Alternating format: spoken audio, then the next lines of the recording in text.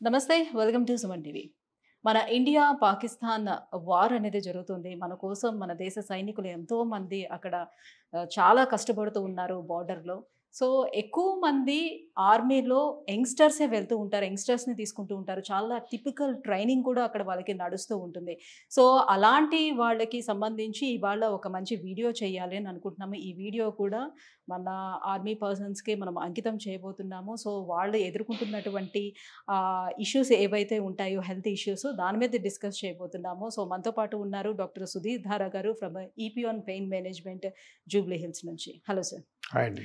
Sir, specially ఎప్పుడు కూడా మనం లైక్ పలానా జబ్బు గురించి అని మనం మాట్లాడుకుంటూ ఉంటాము. బట్ అలా కాకుండా ఈసారి ఏంటనంటే లైక్ మన ఆర్మీ పర్సన్స్ చాలామంది అక్కడ బోర్డర్‌లో కష్టపడుతూ ఉన్నారు. సో, యెస్టర్‌డే వార్ కూడా చూసాం. నిజంగా ఒక 55 ఇయర్స్ తర్వాత మళ్ళీ వార్ అనేది రావటం అందరిలో ఒక భయాందోళన కూడా నెలకొని ఉంది. అయితే మాకొచ్చినటువంటి డౌట్ ఏంటంటే సో, మన ఆర్మీ పర్సన్స్ చాలా కష్టపడుతూ ఉంటారు. వాళ్ళు ట్రైనింగ్ కూడా చాలా టఫ్‌గా ఉంటుంది. సో, కేజీలు గేర్లు వేసుకొని వాళ్ళు అంత ట్రైనింగ్ తీసుకుంటూ ఉంటారు. అండ్ చాలా రోజులు ఫుడ్ కూడా లేకుండా ఉండాల్సి ఉంటుంది. సో, వాళ్ళకంత న్యూట్రిషన్ కూడా ఎట్లా అందుతుంది? వాళ్ళల్లో కూడా ఈ పెయిన్స్ అనేది కామన్‌గా వస్తూ ఉంటాయా? మోకాళ్ళ నొప్పులు గానివ్వండి, షోల్డర్ పెయిన్స్ గాని, ఎక్కువ బరువులు మోస్తూ ఉంటారు గదా! సో, అలాంటి కంప్లెయింట్స్‌తో ఎవరైనా మీ దగ్గరకు వచ్చారా? వాళ్ళు ఎలా సఫర్ అవుతూ ఉంటారు? వాళ్ళ బాధలు కూడా మీతో షేర్ చేస్తూ ఉంటారు గదా! యాహ్! అదే అండి. ఇప్పుడు అంటే ఈ వార్ సిట్యుయేషన్ మనం చూడగానే ఒక భయానకమైనటువంటి పరిస్థితి. ఆహ్, తొందరగానే ఇది సమస్య పోవాలని మనం అనుకుందాం. కానీ ఒక ముఖ్యమైన విషయం ఏంటంటే ఈరోజు మనం ఇంత హ్యాపీగా మన లైఫ్స్, మీరు జర్నలిస్ట్‌గా, నేను డాక్టర్‌గా మన ప్రదేశాల్లో మన లైఫ్ లీడ్ చేస్తున్నాం అంటే ముఖ్యమైన కారణం మన సోల్జర్స్. మన సోల్జర్స్ బోర్డర్‌లో యెస్. పటిష్టంగా లేకుండా వీక్‌గా ఉన్నట్టయితే మనం ఇంత హ్యాపీగా ఉండేవాళ్ళం కాదు. కానీ మీరు అడిగింది చాలా మంచి క్వెషన్. ఎందుకంటే ఇప్పుడు వార్ ఉన్నా, వార్ లేకపోయినా సోల్జర్స్ మటుకు రోజు వార్ లాగే ఉంటారు యెస్. బోర్డర్‌లో. ఎందుకంటే ఎప్పుడు ఏమొస్తుందో తెలియదు.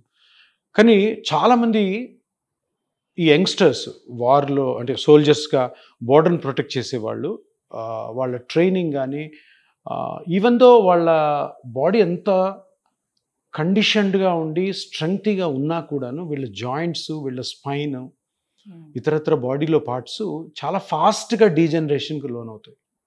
అంటే అరుగుదలకు లోనవుతాయి. ఎందుకంటే వాళ్ళు ఒకసారి అలాగే బోర్డర్‌లోకి వెళ్ళారంటే 5-6 రోజులు వాళ్ళ దగ్గర ఉన్న వాళ్ళ గేర్‌లో ఉన్నటువంటి చాక్లెట్లు, వాటర్ బాటిల్స్‌తోనే గడిపేయాల్సి వస్తుంది. ప్రాపర్ ఫుడ్ ఉండదు. కంటిన్యూస్‌గా నిలబడి ఉండడము, కంటిన్యూస్ మంచు లోపల ఉండడం, అంటే విపరీతమైనటువంటి అట్మాస్ఫియర్‌లో వాతావరణంలో ఉండడంతోటి వీళ్ళలో 35 నుంచే కొంతమందికి అందరికి కాదు, ఈ డీజనరేషన్ స్టార్ట్ అవుతుంది, అరుగుదల. చాలామంది పేషెంట్స్ వస్తారు. మన వాళ్ళు తెలుగు వాళ్ళు ఒంగోలు నుంచి ఉండొచ్చు, శ్రీకాకుళం నుంచి ఉండొచ్చు, వరంగల్ నుంచి, కరీంనగర్ నుంచి ఉండొచ్చు. వీళ్ళందరూ బోర్డర్లో వర్క్ చేస్తారు. నేను ముఖ్యంగా చూసిందంటే ఒక 4-5 సోల్జర్స్ సియాచెన్ అనే ప్లేస్ ఉంది. సియాచెన్లో -27 degrees ఏమో ఉంటుంది. అక్కడ వాళ్ళు నిలబడి ఉండాలంతే.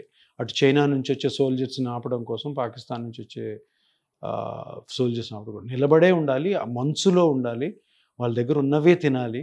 సో వీళ్ళు ఎప్పుడు ఏమవుతుందో తెలియదు. -27 degrees ఎంత ఉంటుంది అక్కడ. అంటే అక్కడ వాళ్ళు ఉండేటప్పుడు ఎముకలు కూడా ఎక్కడైనా కొంచెం పడినా కూడా విరిగిపోతాయి కదా సార్. అంటే బ్రిటిల్గా ఉండే ఛాన్స్ ఉంది. కానీ దానికంటే ముఖ్యం ఏంటంటే మజిల్ స్టిఫ్నెస్ వస్తుంది. మజిల్ స్టిఫ్నెస్ వచ్చి అలా నిలబడడం వల్ల జాయింట్స్ అరిగిపోతాయి. నా దగ్గర 5 మెంబర్స్ వచ్చారు సియాచిన్ దగ్గర ఉన్న వాళ్ళే. నీ జాయింట్ అరిగిపోయి. వాళ్ళ ఏజ్ ఎంత? 38, 39. వీళ్ళు ఏం చేస్తారంటే ఈ డీజనరేషన్ అవ్వడం మూలాన తొందర రిటైర్ అయిపోతారు. 40-45కే సోల్జర్స్ రిటైర్ అయిపోయి వేరే జాబ్స్ చూసుకుంటారు ఇంటికి వచ్చి. సో ఎవరైతే 4-5 సియాచెన్లో ఉన్నవాళ్ళు మోకాళ్ళు అరిగి మన దగ్గరకు వచ్చారో వాళ్ళందరికీ కూడా పిఆర్పి చేసాం. ఎందుకంటే వాళ్ళకి సర్జరీ సూట్ కాదు, వేరే ట్రీట్మెంట్స్ కూడా చిన్న వయసు కదా. సో పిఆర్పితో ఎక్సలెంట్గా ఉన్నారు, వాళ్ళు కంటిన్యూ చేసుకుంటున్నారు.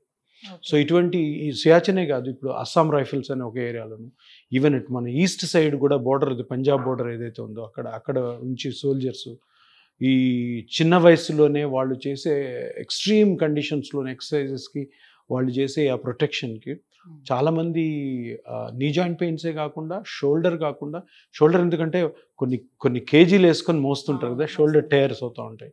తర్వాత గన్స్ ఫైర్ చేస్తున్నప్పుడు, ఎక్సర్సైజ్ చేస్తున్నప్పుడు కూడా. సో వీళ్ళు ముఖ్యంగా సోల్జర్స్ ఎంతో ముఖ్యం మనకి. ఎందుకంటే మన ప్రాణాలకి వాళ్ళే కదా, మనం సురక్షితంగా ఉన్నట్టు వాళ్ళే కారణం కాబట్టి వీళ్ళందరికీ కూడాను రియల్గా సెల్యూట్. అండ్ ఆల్సో వాళ్ళకి కూడాను ఇటువంటి ప్రాబ్లమ్స్ వస్తుంటాయి జాయింట్ పెయిన్స్, వాళ్ళకి one of the best solutions మనము పిఆర్పి అని చెప్పుకోవచ్చు. జనరల్లీ ఏమనుకుంటూ ఉంటామంటే ఆ ట్రైనింగ్లో వాళ్ళు చాలా ఫిట్గా తయారవుతారు అని అనుకుంటూ ఉంటాం కదా జనరల్లీ. సో అంత ఎంగేజ్లోని ఆ ట్రైనింగ్ తోటి వాళ్ళు చాలా ఫిట్గా ఉన్నట్టు కనిపిస్తుంటారు, ఫిట్గా తయారవుతారు అని అనుకుంటాం కదా. సో ఆ ట్రైనింగ్ మూలంగా కూడా వీళ్ళకి అరుగుదల అనేది స్టార్ట్ ట్రైనింగ్ అయిపోతుందా? ఉన్నా కూడా బాడీ నేచర్ అనేది ఉంటుంది కదా. ఇప్పుడు 100 మంది ఉంటారు, 100 మందికి ప్రాపర్ ట్రైనింగ్ ఇచ్చిన ఒక 5-6 మందికి మనం అనుకున్నంత స్ట్రెంగ్త్ ఉండదు, ఎండ్యూరెన్స్ ఉండదు. సో అప్పుడు నీ జాయింట్ అరిగిపోవచ్చు, నీ జాయింట్లో లిగమెంట్స్ క్రాక్ అవ్వచ్చు, స్పైన్ ప్రాబ్లం రావచ్చు, కంటిన్యూస్ నిలబడడం, దూకుతుంటారు, ఇంజురీస్ అవ్వచ్చు, షోల్డర్ ఇంజరీ అవ్వచ్చు. అందరిలో ఉండవు, అంటే ఒక 90% ఫిట్గా ఉంటారు. అవన్నీ జరిగినా కూడాను వాళ్ళకి దెబ్బలు తగలవు, ఇంజరీస్ ఉండవు. కానీ 5% to 10% వీళ్ళు ఇంజరీకి అవుతారు. అండ్ వాళ్ళు పాపం ఇంత మనకి మన దేశానికి కాపాడుతూ హెల్ప్ చేస్తున్న వాళ్ళకి అటువంటిది రావడం అన్నది ఒక డిఫెక్ట్. అంటే అదొక విధమైనటువంటి మనకే మనలో ఉన్న డిఫెక్ట్. సో వాళ్ళకి ఇప్పుడు మేజర్ సర్జరీస్కి వెళ్ళలేరు ఆ వయసులో, వెళ్తే అసలు నీకు ఆ జాబ్కి ఫిట్ కారు. సో వాళ్ళందరికీ కూడా regenerative therapy is one of the best solutions. Right. So ఈ రీజనరేటివ్ థెరపీ సో ఒక వరం లాగే మనం చెప్పుకోవచ్చు. సో ఇలాంటి వాళ్ళందరికీ కూడా మరి ఈ ప్రొసీజర్ ఎలా ఉంటుంది సార్, ఎలా చేస్తారు కొంచెం వివరిస్తారా? ఏం లేదు, ఇప్పుడు మనం సోల్జర్స్ గురించి మాట్లాడుకున్నట్టయితే ఎక్కువగా సోల్జర్స్ బాధపడేది knee joint, spine, to some extent shoulder కూడా. ఇవి ఎక్కువ వస్తూ ఉంటాయి, ఎందుకంటే వాళ్ళు చేసే వర్క్స్ని బట్టి. సో 100లో ఒక 5 to 10% ఉంటారు ఇంజరీస్ తోటి. వాళ్ళు ఏంటంటే ఇప్పుడు కొంతమంది నేను ఇంతకు ముందు అన్నట్టు తొందరగానే రిటైర్ అయిపోవాల్సి వస్తుంటుంది, అట్లా అవ్వాల్సిన అవసరం లేదు.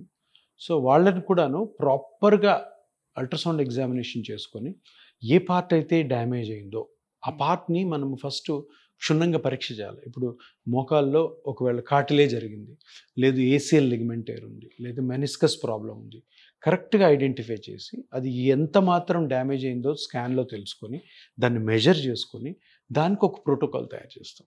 తయారు చేసిన తర్వాత ప్రొసీజర్ అంతా కూడా వాళ్ళ ఓన్ బ్లడ్తోనే అవుతుంది. బ్లడ్లో కొన్ని సెల్స్ ఉంటాయి, గ్రోత్ ఫ్యాక్టర్స్ అని.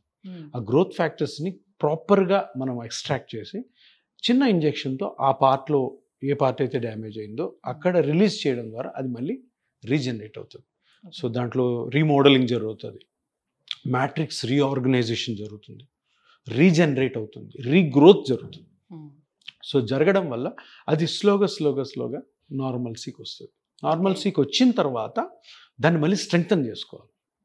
ఇప్పుడు ఒక పార్ట్ కట్ అయిందంటే ఎప్పుడు వీక్గానే ఉంటుంది, ఒక పార్ట్ డ్యామేజ్ ఉంది, అది హీల్ అయిన తర్వాత దాన్ని స్ట్రెంగ్తన్ చేసుకోవాలి. దానికి ఒక స్పెషల్ ఎక్సర్సైజెస్ ఉంటాయి. ఇవన్నీ చేసుకున్న తర్వాత వాళ్ళు మళ్ళీ జాబ్కి పంపిస్తాం అనమాట. ఓకే, అంటే మొత్తం ప్రొసీజర్ అంతా కూడా ఎన్ని మంత్స్లో ఫినిష్ అవ్వడానికి? Depending on the injury. Okay, ఒక్కొక్కరికి చిన్న ఇంజరీ అవుతుంది, కొందరికి పెద్ద ఇంజరీస్ అవుతాయి. పెద్ద ఇంజరీలు ఉన్నందుకు ఒక 1 month 1.5 month ఎక్కువ పట్టవచ్చు. జనరల్గా నార్మల్గా అయితే ఒక 1.5 monthలో ట్రీట్మెంట్ అయిపోతుంది. ట్రీట్మెంట్ అయినప్పుడు కూడా జాబ్ చేసుకోవచ్చు. బట్ వాళ్ళకి ఏం చెప్తామంటే కొంచెం సిట్టింగ్ జాబ్ ఇచ్చేటట్టు చూస్తాం, మరి ఫీల్డ్లో లేకుండా. ఇంజరీ అయింది కాబట్టి వాళ్ళకి సర్టిఫికేట్ కూడా ఇస్తాం మనం. సో దట్ వాళ్ళు ఎప్పుడైతే ఆర్మీ హాస్పిటల్లో చూపించుకున్నారో ఓకే ఈయన ట్రీట్మెంట్ వెళ్తున్నాడు కాబట్టి ఒక సిట్టింగ్ జాబ్ ఇచ్చి స్లోగా ఒక 1.5-2 months అయిన తర్వాత ఫుల్ జాబ్ వాళ్ళు ఏదైతే ఫీల్డ్లోకి వెళ్తారో మౌంటైన్స్ మీద కానీ. అంటే రెగ్యులర్ మళ్ళీ అదే సేమ్ లైఫ్ ని మళ్ళీ లీడ్ చేస్తుండేటప్పుడు మళ్ళీ ఈ ప్రాబ్లం రావచ్చు, కానీ మనం చెప్పిన జాగ్రత్తలు పాటిస్తే ఛాన్సెస్ తక్కువ మళ్ళీ రావడం. ఏ ట్రీట్మెంట్ కూడా పర్మనెంట్గా ఉండదు. అందులో వాళ్ళు చేసే స్ట్రెన్యూస్ ఎక్సర్సైజ్, స్ట్రెన్యూస్ యాక్టివిటీకి మళ్ళీ డ్యామేజ్ అయ్యే అవకాశం ఉంటుంది. బట్ మనం అన్ని కేర్ఫుల్గా ఉంటే, కేర్ఫుల్ ఎక్సర్సైజ్ చేసుకుంటూ, న్యూట్రిషన్ బాగా తీసుకుంటూ, సో మనము ఏ అన్నెసరీ యాక్టివిటీస్ లేకుండా చూసుకుంటే అది ఎక్కువ కాలం ఉంటుంది. Right, thank you sir, thank you so much. So ఇప్పుడు ఆధునిక చికిత్సా పద్ధతుల్లో భాగంగా మనకు అందుబాటులోకి వచ్చినటువంటి ఈ రీజనరేటివ్ థెరపీ ఏదైతే ఉందో నిజంగా ఇది ప్రతి ఒక్కరికి వరమనే చెప్పుకోవాలి. సో ఎలాంటి సర్జరీస్ అనేది అవసరం లేకుండానే so as early as possible treatment తీసుకొని మళ్ళీ డైలీ లైఫ్లోని మనం లీడ్ చేయడానికి అవకాశం ఉండేటువంటి చికిత్స ఏదైతే ఉందో అది రీజనరేటివ్ థెరపీ అనమాట. So thank you so much once. Thank you.